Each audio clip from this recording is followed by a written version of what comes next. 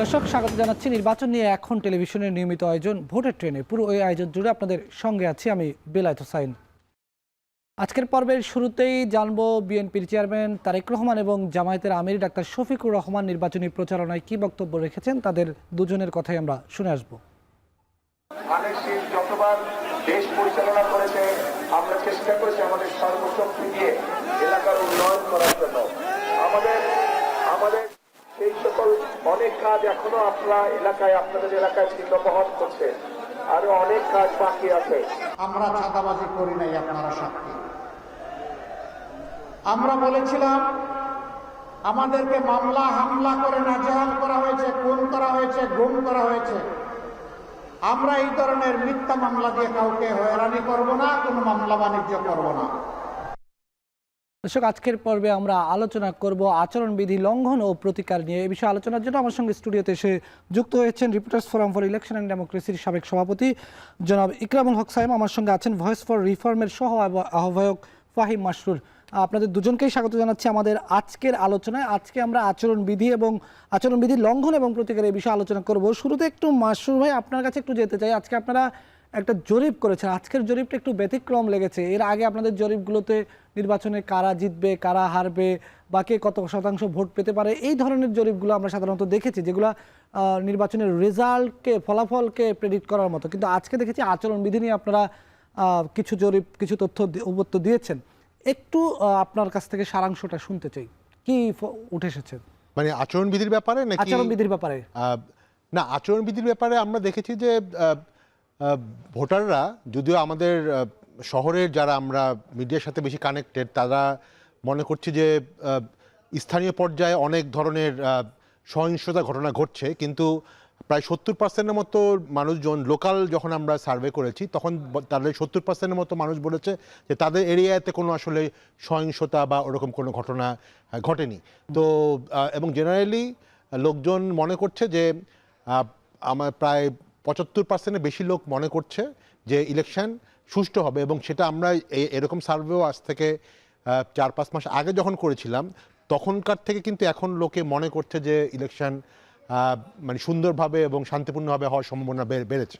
জি সাইম ভাই, একটু প্রশ্ন সেটা হচ্ছে, এই যে 22 জানুয়ারির পর থেকে যদি বলি, কিংবা তফসিল ঘোষণার পরের দিন থেকে বলি, যখন নির্বাচন কমিশনকে আসলে আচরণবিধি লঙ্ঘন হলে আচরণবিধিটা তদারকি করতে হয়, মাঠে 300টা ইলেকটোরাল ইনকোয়ারি কমিটিও আছে, কি মনে হয় আপনার নির্বাচন কমিশন কি সঠিকভাবে তদারকি করতে পেরেছে, ব্যবস্থা নিতে পেরেছে?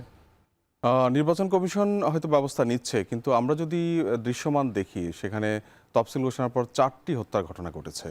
এটি নিঃসন্দেহে একটি উল্লেখযোগ্য ঘটনা, এবং আমরা বিভিন্ন জায়গায় দেখছি সহিংসতা হচ্ছে, প্রতিপক্ষ প্রার্থী সমর্থকদের উপর হামলার ঘটনা ঘটছে, ভয়ভীতি হুমকির ঘটনা ঘটছে, কোনো নির্বাচনী ক্যাম্প সেখানে হামলার ঘটনা ঘটছে, ভাঙচুরের ঘটনা ঘটছে। এই ক্ষেত্রে নির্বাচন কমিশন হয়তো ব্যবস্থা নিচ্ছে, অনেক ক্ষেত্রেই নিচ্ছে, কিন্তু নির্বাচন কমিশনকে আরও তড়িৎ গতিতে এই ব্যবস্থাগুলো নেওয়া উচিত এবং দৃষ্টান্তমূলক ব্যবস্থাগুলো নেওয়া উচিত। তাহলে যেটা হবে যে একটা আচরণবিধি লঙ্ঘনের দায়ে যখন আপনি দৃষ্টান্তমূলক ব্যবস্থা নেবেন এবং তড়িৎ ব্যবস্থা নেবেন, তখন আরেকটা আচরণবিধি লঙ্ঘনের ঘটনা না ঘটার একটা বিষয় থাকবে। কিন্তু আমি ধরেন প্রতিপক্ষ প্রার্থীর উপর হামলা করলাম, প্রতিপক্ষ প্রার্থীকে তার প্রচারণা থেকে তাকে সরিয়ে রাখলাম ভয় হুমকি দিয়ে, এবং নির্বাচন কমিশন তার একটা নির্দিষ্ট প্রক্রিয়ায় অনেক ধীরে বা দেরি করে হয়তো ওই হামলার ঘটনার বিরুদ্ধে ব্যবস্থা নিল, বা হামলার সাথে জড়িতদের বিরুদ্ধে ব্যবস্থা নিল, কিংবা সেই ব্যবস্থাটা হয়তো লোক দেখানো হলো, সেক্ষেত্রে আরও আসলে এই ধরনের ঘটনা আরও ঘটার ক্ষেত্রে উৎসাহিত করা হয়। সেক্ষেত্রে আমার মনে হয় নির্বাচন কমিশনকে যেটা করা দরকার, এই ধরনের আচরণবিধি লঙ্ঘন শুধু না, যে সহিংসতার যে ঘটনাগুলো ঘটছে, নির্বাচন কমিশনকে চিহ্নিত করা দরকার। সব জায়গায় হয়তো একই ব্যবস্থা নিয়ে আচরণবিধি লঙ্ঘন কিংবা সহিংসতার ঘটনা বন্ধ করা সম্ভব না। নির্বাচন কমিশনকে চিহ্নিত করতে হবে যে বিশেষ বিশেষ কিছু এলাকা এই ধরনের ঘটনাগুলো বেশি ঘটছে, কোন কোন এলাকায় এই ধরনের ঘটনা ঘটছে, সেখানে রিটার্নিং কর্মকর্তা, নির্বাচন কর্মকর্তা কিংবা যে টিমগুলো আছে তারা হয়তো ব্যবস্থা নিতে পারছে না কিনা, তাদেরকে সেখানে ব্যবস্থা নেওয়ার জন্য আরও কঠোরভাবে বলা, প্রয়োজনে তাদের বিরুদ্ধে ব্যবস্থা নেওয়া, প্রয়োজনে তাদেরকে প্রত্যাহার করার সুযোগ আছে, এবং সেখানে আইনশৃঙ্খলা বাহিনী আরও প্রয়োজনে মোতায়েন করা, বিশেষ বিশেষ এলাকাগুলো শনাক্ত করে সেখানে আসলে বিশেষ ব্যবস্থা নিতে হবে। 1 মিনিট একটু মাসরুর ভাই আপনার কাছে জানতে চাই। মাসরুর ভাই, আপনারা আজকে আচরণবিধি নিয়ে যে জরিপগুলো করেছেন বা যে জরিপের যে ফলাফল উঠেছে, আচরণবিধি কারণগুলো কি দেখেছেন, কি ধরনের আচরণবিধি লঙ্ঘিত হয়েছে আপনারা যদি একটু আমাদের আজকে আসলে আচরণ বিধি থেকে আসলে নির্বাচনী পরিবেশ নিয়ে আসলে বেশি আচ্ছা, হ্যাঁ। প্রশ্ন ছিল এবং সেখানে সহিংসতা বা নিরপেক্ষতা এই ব্যাপারগুলি নিয়ে বেশি প্রশ্ন ছিল। তো সেখানে যেটা আমি বললাম যে যেটা 6 মাস বা 4-5 মাস আগে যেই জরিপের লোকজন যতটুকু পজিটিভ ছিল সেই থেকে এখন যেটা গত সপ্তাহে যে জরিপটা হলো সেখানে পজিটিভনেস একটু বেশি। এর অর্থ এই না যে লোকজন একেবারেই শঙ্কিত না। এবং আমাদের কাছে আসলে মনে হয়েছিল যেটা সায়েম সাহেব বললেন যে আসলে কিছু কিছু জায়গা কিন্তু এখন অনেক ঝুঁকিপূর্ণ আছে। বেশ কিছু মানে সারা বাংলাদেশের সব জায়গাতেই যে আসলে আচরণবিধি লঙ্ঘিত হচ্ছে বা সহিংসতা করছে তা কিন্তু না। বাট কিছু কিছু জায়গায় আমরা জানি বেশ ঝুঁকিপূর্ণ জায়গা আছে এবং কয়েক জায়গা গত কয়েকদিনই আমরা দেখেছি যে বেশ কিছু ঘটনা ঘটেছে। তো আমার কাছে মনে হয় যে এই জন্য আসলে নির্বাচন কমিশন যদি চায় তারা আসলে ওই জায়গাগুলো আইডেন্টিফাই করে আসলে প্রবলেম সলভ করাটা তার জন্য ইজি। জি, আমরা আরো আলোচনা করব এই বিষয়ে, নিচ্ছি একটি বিরতি। RICL TMX যুগের পর যুগ স্থাপনা থাকে মজবুত। VRM প্রযুক্তির RICL TMX রড।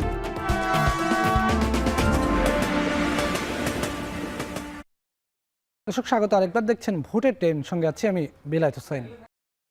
আলোচনা করছিলাম আচরণবিধি লঙ্ঘন ও প্রতিকার নিয়ে। একটু ভিন্ন প্রসঙ্গে যাই। আজকে আপনারা যে জরিপটা করেছেন সেখানে একটি আমার কাছে একটু ইন্টারেস্টিং বিষয় মনে হচ্ছিল যে এর আগের বার আপনারা যে জরিপগুলো করেছেন সেখানে কিন্তু আওয়ামী লীগকে নিয়ে এসেছিলেন।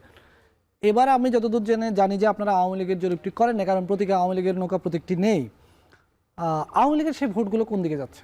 হ্যাঁ, এইবার আমাদের জরিপে একটা ব্যাপার ছিল যে আমরা কিন্তু এবারে জরিপ করেছি তাদেরকেই যারা গতবারের জরিপগুলিতে পার্টিসিপেট করেছিল। হ্যাঁ, তো সেখান থেকে কিন্তু আমরা জানি যে কারা কারা আওয়ামী লীগের ভোটের ব্যাপারে আগে বলেছিল তারা আওয়ামী লীগকে ভোট দিবে। তো এইবার যখন আমরা করলাম তখন দেখলাম যে প্রায় 50% তারা এখনো ঠিক করেনি কাকে ভোট দিবে অথবা তারা বলতে ইচ্ছুক না।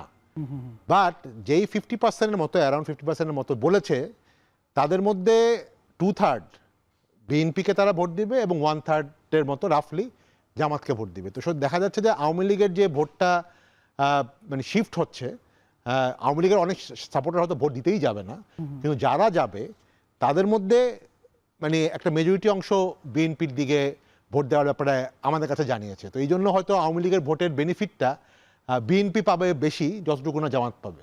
জি সাইম ভাই, যেহেতু ভিন্ন প্রসঙ্গে এটা আমার মনে হয় একটু জানতে চাই যে এলাকা ভেদে এটার আসলে কোনো ইয়ে আছে কিনা যে গ্রামের মানুষ, গ্রামের যে আওয়ামী লীগের লোকজন এরা আসলে কাদেরকে ভোট দেবে, কিংবা নির্দিষ্ট কোনো এলাকার বিষয় আছে কিনা, যেসব এলাকায় বিএনপির প্রভাব বেশি, যেগুলোতে জামাতের প্রভাব বেশি, সেসব এলাকায় আওয়ামী লীগের আসলে অথবা আমি ভিন্ন ভিন্ন অবস্থান আছে সঙ্গে আওয়ামী লীগের একটা হচ্ছে ভোটার শ্রেণী, আরেকটা হচ্ছে আওয়ামী লীগের কর্মী শ্রেণী, অ্যাক্টিভিস্ট যারা কর্মী শ্রেণীর ভোট আর ভোটার শ্রেণীর ভোট, সমর্থক শ্রেণীর ভোট, এটার মধ্যে কোনো এটা আমাদের কাছে যতটুকু মনে হয়েছে যারা আসলে একটু কর্মী বা একটু বেশি ডেডিকেটেড হার্ডকোর আওয়ামী লীগার বলে ওরা আসলে ভোট দিতেই যাবে না। আচ্ছা, হ্যাঁ, ওরা বেশিরভাগই হয়তো ভোট দিতে যাবে না, কিন্তু যারা আসলে নর্মাল সবসময় আওয়ামী লীগকে ভোট দিয়ে আসছে তাদের মধ্যেই আসলে আমাদের এই যে যেটা বললাম যে 2/3 আর 1/3 বিএনপি এন্ড জামাত, সেটা তো সেই ক্ষেত্রে মানে অনেক ক্ষেত্রে আগে মনে হচ্ছিল যে পুরো ভোটটাই হয়তো বিএনপি পাবে, কিন্তু দেখা যাচ্ছে যে পুরো ভোটটা কিন্তু বিএনপির দিকে যাচ্ছে না। এবং সেই ক্ষেত্রে আবার লোকাল ফ্যাক্টর আছে অনেক জায়গায়, যে সেই সকল জায়গায় খুব স্ট্রং জামাতের ক্যান্ডিডেট আছে বা জামাত অনেক বেশি ডোর টু ডোর ক্যাম্পেইন করেছে, তো সেই জায়গাগুলিতে কিন্তু আবার দেখা যাচ্ছে যে জামাত হয়তো আওয়ামী লীগেরও প্রায় 50% ভোট জামাত পাবে, কিন্তু জেনারেলি যে সকল জায়গায় জামাত অত স্ট্রং ক্যান্ডিডেট না বা জামাত খুব বেশি স্ট্রং না সেই জায়গায় জামাত হয়তো অনেক কম ভোট পাবে। হ্যাঁ ভাই, আওয়ামী লীগের ভোটের কথা যদি বলি, ভোটের মাঠে তো তাদের নিশ্চয়ই এখনো অনেক ভোটার আছেন, কিন্তু এই ভোটগুলো নিয়ে যেটি জরিপে উঠে এসছে, যে ফলাফল দিল, এটা নিয়ে রাজনৈতিক দলগুলোর তো নিশ্চয়ই নানা ধরনের মেকানিজম আছে। এই মেকানিজমগুলোকে কিভাবে বিশ্লেষণ করা যায়? এই মেকানিজমের মূল বিষয় হচ্ছে যে আমি মনে করি যে রাজনৈতিক দলগুলোকে প্রত্যেক নাগরিককে নাগরিক অধিকারগুলোকে নিশ্চিত করা, এর হচ্ছে বড় বিষয়। যে আপনি কারোর উপর অন্যায় আচরণ করবেন না, তার অধিকার যেন সুরক্ষিত থাকে, সেজন্য আপনি যদি নির্বাচিত হন আপনি সেজন্য কাজ করবেন। আপনি অন্যায়ভাবে কারোর উপর হয়রানি করবেন না, তাকে হয়রানি কিংবা মামলা কিংবা তার অর্থ সম্পদের উপরে আপনি যে চাঁদার বিষয় নিয়ে আসলেন কিংবা অর্থ সম্পদ এদের উপরে আপনি ভাগ বসালেন, এ ধরনের কিছু করবেন না। এটা হচ্ছে আসলে গুরুত্বপূর্ণ, সেটা আওয়ামী লীগ হোক, বিএনপি হোক, জামাত হোক। আপনি নাগরিক অধিকারগুলো, নাগরিক সুবিধাগুলো যদি সবার ক্ষেত্রে নিশ্চিত করেন, নাগরিক হিসাবে একজন আওয়ামী লীগ হোক, একজন বিএনপি হোক, একজন জামাত হোক, একজন সাধারণ মানুষ হোক, তিনি চান যে তার অধিকারটা আসলে নিশ্চিত হচ্ছে কিনা, তার অধিকার কোথাও খর্ব হচ্ছে কিনা। সেক্ষেত্রে আমার মনে হয় যেটা, যে আওয়ামী লীগের যারা কর্মী শ্রেণী না, তিনি বললেন যে যারা মূলত একেবারে সাধারণ শ্রেণী, সমর্থক শ্রেণী, তো তারা হয়তো দেখছেন যে তার এলাকায় আসলে কোন প্রার্থী নির্বাচিত হলে তার অধিকারগুলো ক্ষুণ্ণ হবে না, তার উপর অন্যায়ভাবে তাকে হয়রানি করা হবে না, মামলা হামলা করা হবে না, তার যে অর্থ সম্পদ ব্যবসা বাণিজ্য আছে এগুলোর উপর হামলা হবে না, এগুলোর উপর ভাগ বসাবে না। এই বিষয়গুলো হয়তো তারা খেয়াল করে আসলে রায় দিবেন। আর আরেকটু হলো যে রাজনৈতিক বিষয়টা আমার মনে হয় এটা জাতীয় রাজনীতির বিষয়। জাতীয়ভাবে আওয়ামী লীগ আসলে যদি মনে করে যে কোন দল ক্ষমতায় আসলে তাদের জন্য সুবিধা হবে, তাদের সামনে রাজনীতির জন্য ভালো হবে, সেটা হয়তো একভাবে চিন্তা করতে পারে। আমার মনে হয় সেই বিষয়টা জাতীয়ভাবে কোনো মেসেজ মনে হয় ভোটারদের কাছে যাবে না যে ভোট কেন্দ্রে গিয়ে আপনারা বিএনপি কিংবা জামাতকে ভোট দেন। এটা নির্ধারণ হবে আসলে স্থানীয়ভাবে ভোটারই নির্ধারণ করবে যে আসলে কোন দলের প্রার্থী নির্বাচিত হলে তার অধিকারগুলো ক্ষুণ্ণ হবে না, এবং সেই দিক বিবেচনা করে তারা হয়তো সিদ্ধান্ত নেবে। এই জায়গায় আমি যদি একটু অ্যাড করি, আমাদের কিন্তু এবার একটা বড় প্রশ্ন ছিল যে হা না ভোটের ব্যাপারে, যেটা নিয়ে সবচেয়ে বেশি আলোচনা হচ্ছে।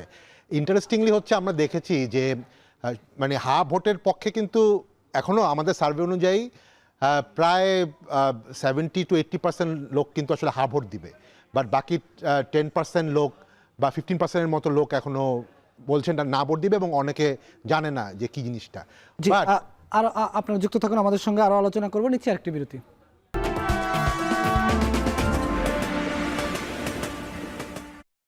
দর্শক স্বাগত আরেকবার, দেখছেন ভোটের ট্রেন, সঙ্গে যুক্ত আছি আমি বেলায়েত হোসাইন। আলোচনায় যাচ্ছি সরাসরি। মাসুদ ভাই, এর আগে আমরা আলোচনা করছিলাম যে আওয়ামী লীগের ভোটগুলা কোন দিকে যাবে, জামাতে দিবে নাকি বিএনপিতে দিবে, এটা নিয়ে আমরা আলোচনা করছিলাম।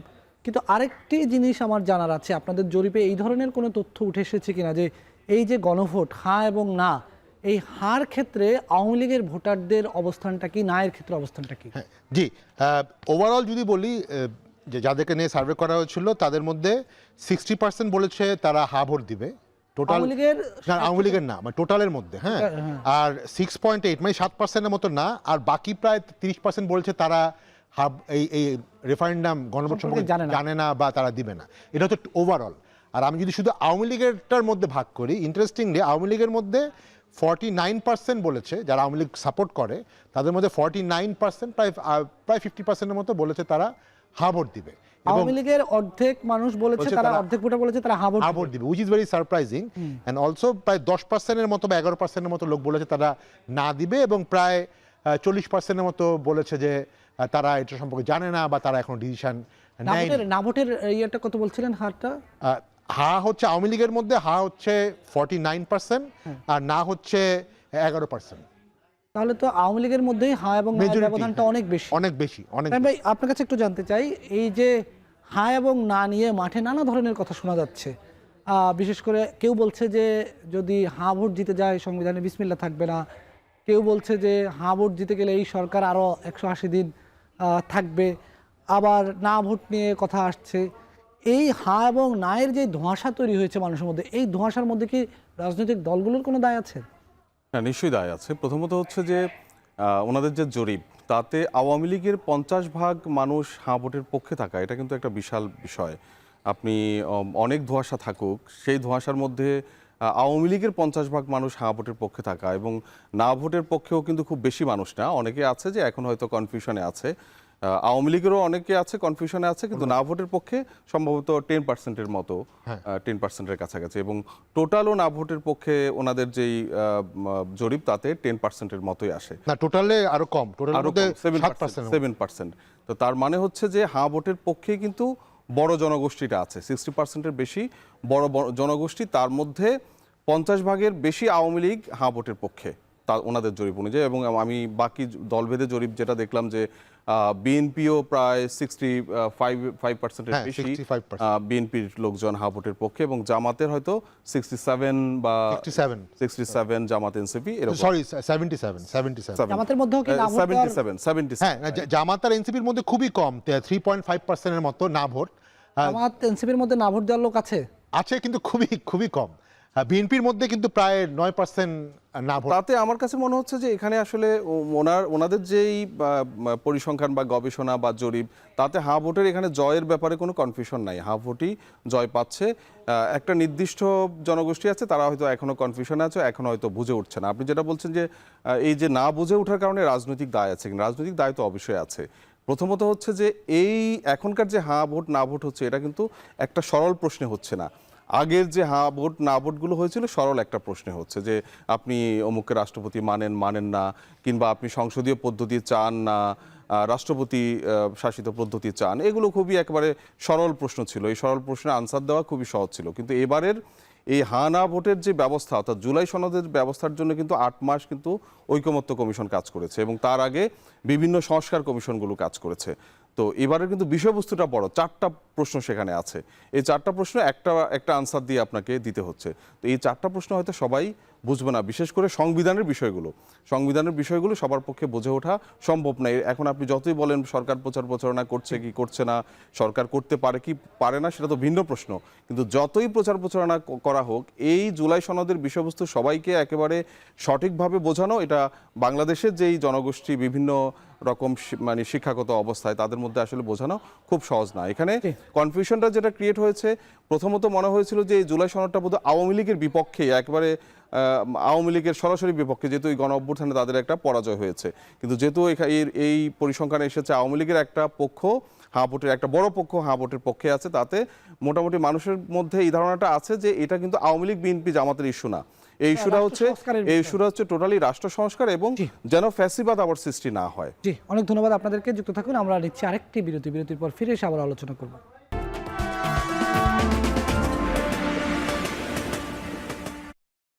দর্শক স্বাগত আরেকবার, দেখছেন ভোটের ট্রেন। আলোচনা করছিলাম ভোটের জরিপ, আচরণবিধি সহ নানা বিষয়ে। এই পর্বে যুক্ত আছেন ফাহিম মাসুর ভাই। ফাহিম মাসুর ভাই, জরিপের নানা ধরনের ইনসাইট তো আমরা জানলাম, এখন একটু সামগ্রিকভাবে এই জরিপের ফলাফল একটু জানতে চাই, আর এর সঙ্গে অঞ্চল ভিত্তিক ভোটের যেই কে এগিয়ে কে পিছিয়ে, এই বিষয়গুলো কি আপনাদের জরিপ উঠে এসেছে কিনা? একটা হচ্ছে যে আমরা এবার দেখেছি এই জরিপে যে আগের রাউন্ড যেগুলো ছিল, আগে যেগুলো হয়েছিল, সেখান থেকে বিএনপি একটু এগিয়ে গেছে। আগে বিএনপি আর জামাতের ভোটের পার্থক্য ছিল অ্যারাউন্ড 10-12% মতো, এখন প্রায় 20% মতো। এটা একটা ব্যাপার। তো এখন প্রশ্ন হচ্ছে, তাহলে কি বিএনপির যে দেখা যাচ্ছে যে প্রায় অলমোস্ট 50%, এটা কি automatically does it mean that মানে আগে যেরকম হতো আওয়ামী লীগ বিএনপি সময় যদি 5-10% ভোটের পার্থক্য থাকতো, তাহলে কোনো এক দলই 250-র মতো সিট পেয়ে যাবে, আরেক দল হয়তো খুবই কম পাবে, 40-50টা বেশি। এবারের ভোটের ক্ষেত্রে হয়তো ব্যাপারটা ওরকম নাও হতে পারে। কয়েকটা কারণ আছে। কারণ আমরা দেখেছি যে বিএনপি যেই জায়গাগুলিতে স্ট্রং, সেই জায়গাগুলিতে বিএনপি আসলে অনেক বেশি ভোটের মার্জিন আছে। যেমন ধরেন চিটাগাং, হ্যাঁ, ইভেন ধরেন সিলেট, বরিশাল, এই জায়গাগুলিতে বিএনপি ট্র্যাডিশনালি বেশ স্ট্রং, এবং সেখানে তাদের ভোটের মার্জিন কিন্তু বেশি। বাট কিছু কিছু জায়গায় আমরা দেখেছি যে জামাত, পার্টিকুলারলি নর্থ বেঙ্গলে যদি বলেন, ইভেন আপনি রাজশাহীতে, ইভেন খুলনা, মানে যদি বলেন বাংলাদেশের পশ্চিম অংশের বা পশ্চিম দিকে কিন্তু জামাত মোটামুটি বিএনপির সাথে বেশ কম্পিট করছে। এবং সেই জায়গাগুলিতে যদি কোনো কারণে জামাত বিএনপির সাথে ভালো কম্পিট করে, হয়তো জামাত অল্প ভোটে হলেও অনেক জায়গায় কিন্তু তারা জিতে যেতে পারে। তো যদিও আবার বিএনপি যে জায়গাগুলিতে ভালো করছে, সেই জায়গায় কিন্তু তাদের সাথে জামাতের ভোটের পার্থক্যটা অনেক বেশি থাকবে এই জন্য, এবং এটার একটা রিফ্লেকশন কিন্তু ওভারঅল ভোটের মধ্যেই হচ্ছে। তো যদিও এই জরিপ থেকে আমরা দেখছি যে বিএনপি জামাতের ভোটের পার্থক্য প্রায় 20%, কিন্তু সিট যখন আসবে, সিটের ব্যাপার যখন আসবে, তখন যে এটা একেবারে কোনো একটা দল 250 সিট পাচ্ছে, কোনো একটা দল মাত্র 50টা সিট পাচ্ছে, বা জোট 50 সিট পাচ্ছে, ব্যাপারটা কিন্তু তাও না হতে পারে। তো ইট মে বি দ্যাট বিএনপি হয়তো এই জরিপ যদি স্ট্যান্ড করে, এটা যদি আসলে মাঠের রিফ্লেকশন হয়, হয়তো বিএনপি 200-র আশেপাশে সিট পেতে পারে, হয়তো 200-র কিছু কমও পেতে পারে, বা জামাত 100 বা 100-র আশেপাশে বা 100-র কিছু বেশিও সিট পেতে পারে।